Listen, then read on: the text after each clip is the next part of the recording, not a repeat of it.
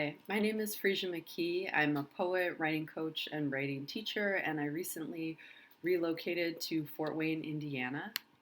I'm reading this video for Bridgewater International Poetry Festival's Fall 2020 virtual event. This is a poem for 2020. I thought it would be appropriate for this video. Diva Poem. Corey has Donald Trump themed toilet paper in her guest bathroom. It's a gag gift. She wants people to use it, but I admit the thought grosses me out. I have no desire for proximity, even to his likeness. Donald Trump is famous, and isn't this what he's always wanted? His picture near thrones across America? Did he secretly think he'd never win in 2016? Each square's inscribed with the phrase, "Countdown to 2020, a future we're hoping will change things for the first time." Corey and I are drinking white wine. Earlier, we climbed onto her roof to write poems as the sun sank past palm trees. I felt like a teenager. As an adult, sometimes independence still seems magical. It's completely flat on the roof. Who knew? The Wisconsin roofs of my childhood were slanted for snow. Gravity always pulls down. I love being almost 30, though the voices of men sometimes still seep through. I heard somewhere that DT thinks 28 is the perfect age for a woman, her prime, like a rib. How disgusting. 28 is the age I am now. In less than a month, I will climb another rung. Every age is the perfect age for a woman. In Corey's bathroom, I reached inside myself to pull out my diva cup, a name I've always found ridiculous, though not as bad as the word pad, to empty its crimson contents into the toilet. Without thinking, I grabbed several squares of Donald Trump's face, waiting for 2020 as I squat over the bowl to catch every drop of blood. People who've bled know how to make special maneuvers.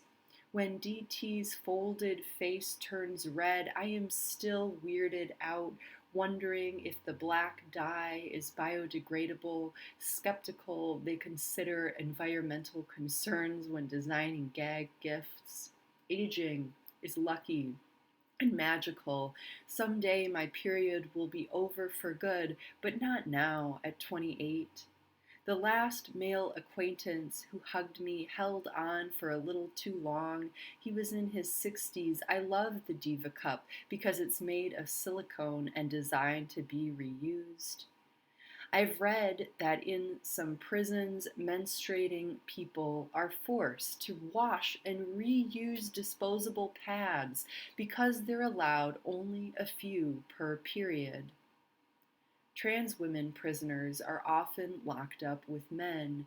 Prison officials conduct strip searches to assess what parts people have under the seams of their pants. No prisons, no porcelain prisons, the bathroom as a gendered space with the president's face grinning up at the sitter, jeering into the back of the stander. Some states have laws about who can pee where, and some of the reverberating damage happens in high schools, like the West Virginia principal on the news who told a student in the men's bathroom he wanted to watch him pee in a urinal to prove it. His gender, you know. The bathroom and the prison are sites of intentional violence, and there should be no prisons, no stalls filled with DT's likeness except the one he himself occupies.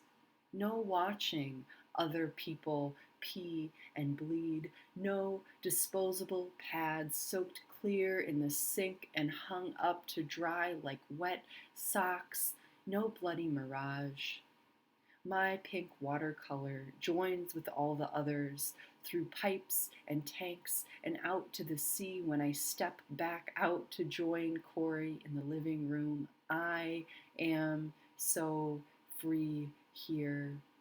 I can climb up a ladder even when I'm bleeding, walk openly from the bathroom to the kitchen to my notebook on the table next to a goblet of wine and a water glass small ocean with ice cubes.